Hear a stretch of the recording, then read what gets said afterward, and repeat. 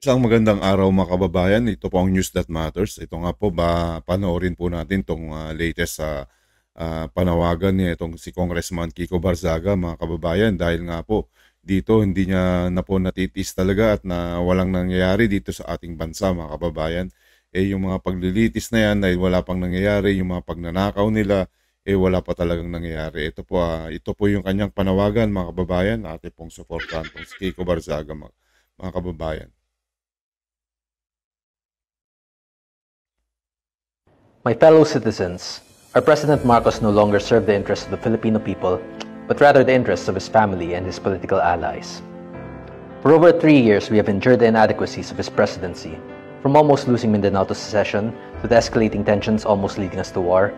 Ayan nga po mga kababayan, ever since na yung umuputong si Bongbong Marcos, punong-puno na po ng pagnanakaw ang nangyayari dito sa bansa natin mga kababayan.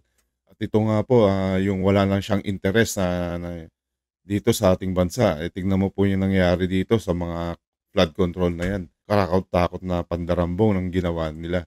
Wala man siyang nagawa. At ito mga kababayan, ever since na Pangulo natin wala man lang ginagawa, kundi patuloy nilang nilalabanan ng China. Alam natin na yung isla na yan ay sa atin, pero daanin sa diplomasya, hindi yung nagmamatigas tayo. Paano kung binomba nila tayo? Anong mangyayari sa atin? Di wala. Sinong kawawa tayo? Wala naman ibang tutulong sa atin kundi ang bansa natin. Kaya kailangan natin ng diplomasya mga kababayan. Dahil nga po sa maling leader na mga leader natin, iyan po ang ginagawa nila sa atin, binubuli tayo. Nung nandito ba si dating President Tatay Digong, may ganyan ba na nangyari? Wala mga kababayan, di ba? Kaya po mga kababayan, itong si Kiko Barzaga, napakabuting congressman nito. Sulit yung bayad natin, sulit yung kanyang dedikasyon sa ating bansa, solid yung kanyang dedikasyon na sa kanyang paglalaban sa mga korupsyon, sa mga naapi. Ang gusto niya po lamang maayos po ang ating bansa mga kababayan. And lastly, to our current problem now. The hundreds of billions of flood control funds stolen. Worst cousin, former House Speaker Martin Romualdez, was implicated in the Senate Blue Ribbon Committee. In relation to that, I have recently discovered a plot where they plan to remove me, the congressman who dared to criticize them on their corruption, from the House of Representatives through the Ethics Committee or through a baseless accusation of crime. And with Iyan po mga kababayan, pinagkakaisahan po siya dahil nga po yung mga ibang congressman dyan, hindi nila kayang lumaban, walang paninindigan, hindi katulad nito, lumalaban siya kung ano ang tama. Gusto niya maging House Speaker, pero sino ang pinili ng mga congressman na yan na bayaran na hawak na ni Romualdez, na sila din nagpapagamit din sila, ginagamit lang din to si Romualdez para magkapera. Yan po yung mga baho dito sa congressman mga kababayan. How much control President Marcos and his son, House Majority Leader Sandro Marcos, has over Congress, I believe they will succeed soon. Ayan nga po mga kababayan ang sinabi niya, I will believe they will succeed soon.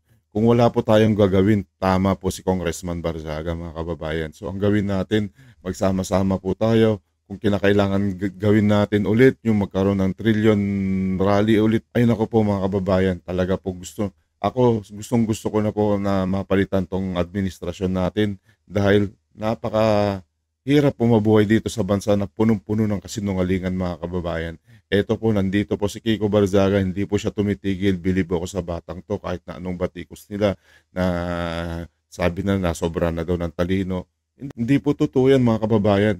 Ginagawa niya lang yung tama, kahit na ano pang sabihin niya, hindi siya nagpapatalo dahil alam niya sinisira lang ang kanyang focus para hindi siya tumigil siya sa kanyang pakikibaka sa ating mga kababayan dito. Para tumigil siya sa pakikipaglaban dito sa ating bansa mga kababayan. Pero hindi siya tumigil mga kababayan. Ang ginawa niya, ito lumalaban pa rin siya.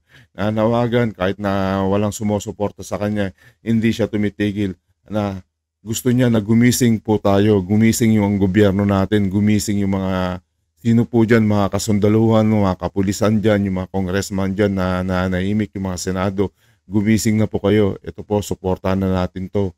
Congressman Kiko, hindi naman po to para sa atin para naman po sa buong bayan nating Pilipinas. Gusto po natin umahon at bumalik ulit yung mga tiwala ng taong bayan. So gustong gawin natin, palitan ng gobyerno mga kababayan. Yun lang po ang gusto natin, di ba? So ang gawin natin, ito po, suportahan natin to si Kiko Barzaga mga kababayan. And that is why, with the limited time I have, I will use the position granted to me by the people to call for his removal from power. Just like how we removed the late dictator Ferdinand Marcos Sr., we shall also remove this president that has betrayed our country. I'm no longer concerned about whatever I must sacrifice. If I am to be killed, then I shall die fighting. If I am to be imprisoned, then I shall fight from the... Jose Rizal ang kanyang puso, mga kababayan, na katulad ni ang ating pambansang bayani na sinakripisyo yung buhay niya para lang sa buhay natin, para lang sa bansa natin, mga kababayan. Itong si Congressman Kiko, isasakripisyo niya rin ang kanyang buhay para lang sa atin. Kahit makulong daw siya, basta pinaglaban niya ang bansa natin, walang problema sa kanya. Yun po ang kanyang sinabi. Bilib ako sa batang to, mga kababayan. The confines of my cell. If I am to be defeated and forgotten, then I shall entrust this burden onto the next generation. With Defense Secretary Gibo Chidoro bringing our country closer and closer to a war with China, I am uncertain of our future, but there is hope. Armed Forces of the Philippines, Philippine National Police, and Philippine Reserve Forces, along with all the citizens who dream of a better future for our country and our descendants, join our call to invoke our democratic right to have our voices be heard. Let us call upon people power and create a better Philippines that our children will be proud of. Starting October 12, 2025, we shall work towards freeing our beloved country from the hands of the greedy and corrupt.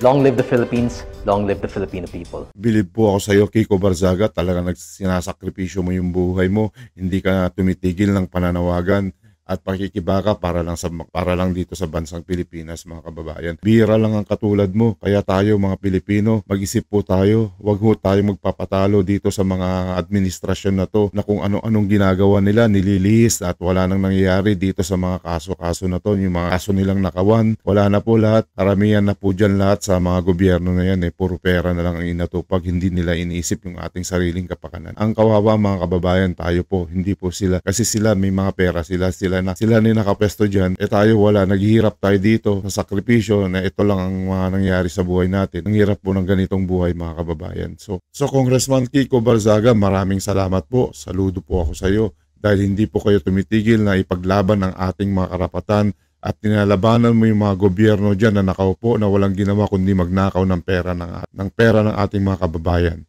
Maraming salamat po, Kiko. Mabuhay ka.